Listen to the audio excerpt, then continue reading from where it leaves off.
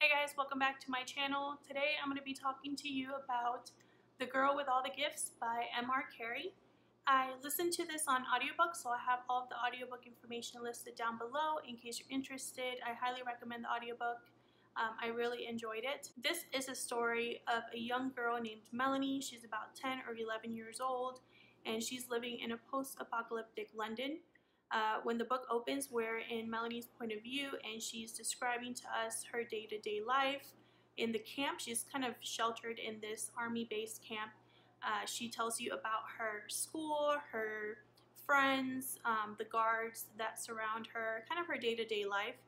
To Melanie, this is just normal life, but to us, the reader, we know that something is very wrong and that there's something that Melanie just doesn't know about. So one day, the camp is attacked, and Melanie sees for the first time what's really going on beyond the walls.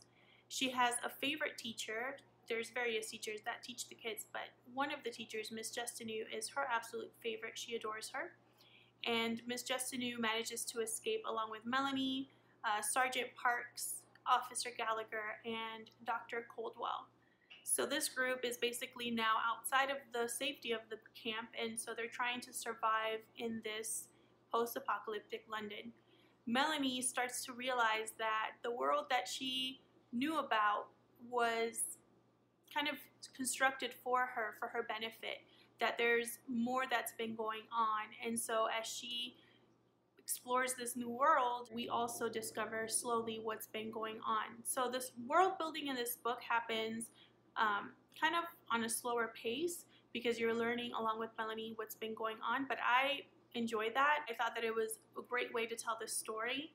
The book also switches from point of view, so we are a lot of the time in Melanie's head, but we also switch to the sergeant, the teacher, the doctor, even the officer for a short time. So you're able to see all kinds of angles to the story, and you're also able to get to know these characters a little bit better because we discover a little bit about their backstories, what their motivations are, how they got to the camp, what they feel about this world that they're living in now. It's been 20 years and there has not been a cure. So the doctor, Dr. Coldwell, that's her main goal, is to discover a cure at whatever cost. She doesn't care what it costs, who she has to use to get to her end game, which is to save the world, essentially. There's a lot more going on than this, but the author takes their time really building this story. Melanie, she goes through a character arc where she really starts to learn more about herself, her role, and that's something that I really enjoyed about this story. I love the world building, I love the different characters, how none of them are perfect and have their own demons.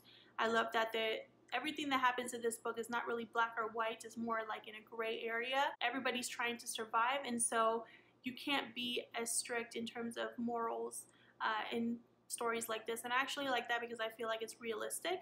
I also really like the ending. I thought that the ending was really satisfying. I did not see it coming, and I really felt like it fit the story, it fit the characters.